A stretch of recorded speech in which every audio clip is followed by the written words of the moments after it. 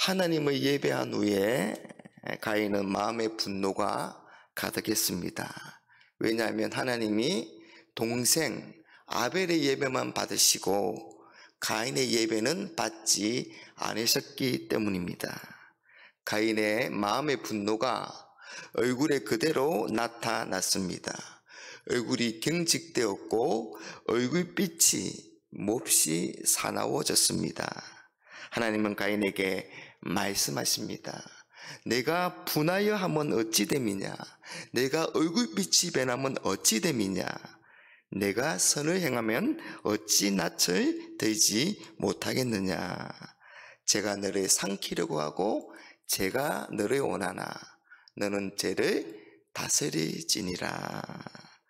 그러나 가인은 하나님의 경고에도 불구하고 죄의 유혹을 이기지 못하고 동생 아벨을 죽이는 죄를 짓습니다.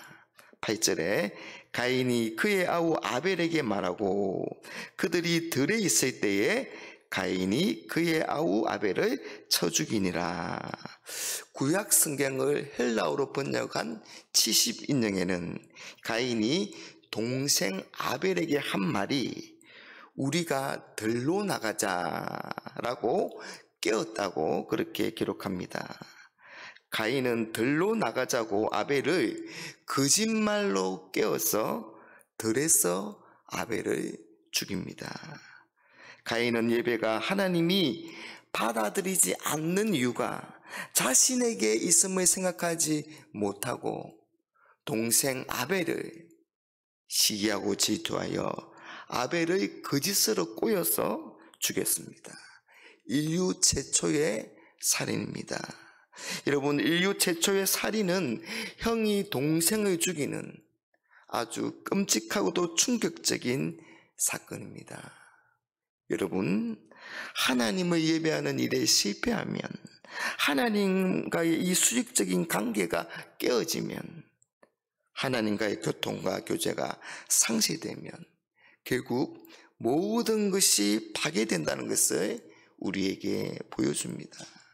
그래서 사람과 사람 사이의 이 수평적인 관계마저도 가장 가깝고 친밀해야 할 형과 동생의 관계까지도 깨어지고 말았습니다.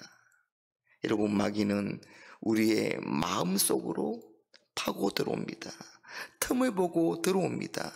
우리 마음의 시기, 질투, 섭섭함을 이용하여서 분노와 미움을 일으킵니다. 그래서 사랑해야 할 형제를, 사랑해야 할 이웃을 미워하게 만들고 그 미움의 마음이 살인까지 하게 만듭니다. 여러분, 우리가 사는 세상을 보면 사람의 생명을 귀하게 여기지 않습니다. 사람을 존귀하게 생각하지 않습니다. 사람을 어떤 목적을 이루기 위한 수단으로 삼고 이용합니다. 사람을 쉽게 죽이기까지 합니다. 여러분, 죄는 우리를 파멸로 이끄는 아주 무서운 것입니다. 그래서 7절에 죄가 문에 엎드려 있다는 것은 마치 먹이를 삼키려고 하는 맹수처럼 죄가 가인을 삼키려고 했다는 겁니다. 그리고 마침내 죄가 가인을 삼켜버렸고 그래서 가인이 아벨을 죽이고 말았습니다. 여러분, 이런 무서운 죄를 이기는 방법이 무엇일까요? 그것은 선한 마음을 가지는 것입니다. 선을 행하는 것입니다.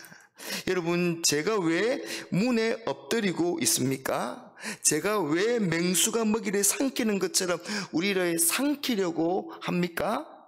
그건 선을 행하지 않기 때문입니다. 7절 말씀에 내가 선을 행하면 어찌 낯을 들지 못하겠느냐? 선을 행하지 아니하면 제가 문에 엎드려 있느니라. 제가 너를 원하나 너는 죄를 다스리지니라. 여러분, 우리가 죄를 이기는 방법은 선에 속하는 겁니다. 선하신 하나님 편에 속해야 합니다. 그래서 죄를 멀리하고 선을 가까이 하는 것입니다. 선을 행하는 것입니다. 선을 행함으로 죄를 이기고 다스리는 것입니다. 하나님은 가인에게 죄를 이길 기회를, 선으로 죄를 이길 기회를 여러 번 주셨습니다. 먼저는 가인이 자신의 예배를 하나님이 받지 않으시자 분하고 얼굴빛이 변할 때 하나님이 물으시고 경고하셨습니다. 6절과 7절에 여호와께서 가인에게 이르시되 내가 분하여 함은 어찌 됨이냐, 안색이 변하면 어찌 됨이냐, 내가 선을 행하면 어찌 낯설이 되지 못하겠느냐, 선을 행하지 아니하면 제가 문에 엎드려 있느니라. 제가 너를 원하나 너는 죄를 다스릴지니라. 하나님은 가인에게 내가 예배를 잘못 드린 것은 생각하지 않고 오히려 분을 품는 건 잘못된 거야. 너는 분한 마음을 버리고 대신에 좋은 마음을 품어서 죄를 이기고 다스리도록 해.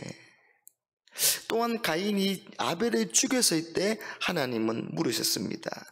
9절 말씀에 여호와께서 가인에게 이르시되 내 아우 아벨이 어디 있느냐. 하나님은 다 아시면서도 기회를 주신 것입니다. 여러분, 우리가 죄를 인정하고 뉘우치는 것은 선한 일입니다. 하나님은 가인에게 선을 행할 기회를 주신 것입니다. 그런데도 가인은 내가 알지 못합니다. 내가 아우 아벨을 지키는 자입니까? 가인은 하나님이 주신 기회를 잡지 않고 오히려 하나님께 반항합니다. 또한 하나님은 벌을 주심으로 가인에게 기회를 주셨습니다.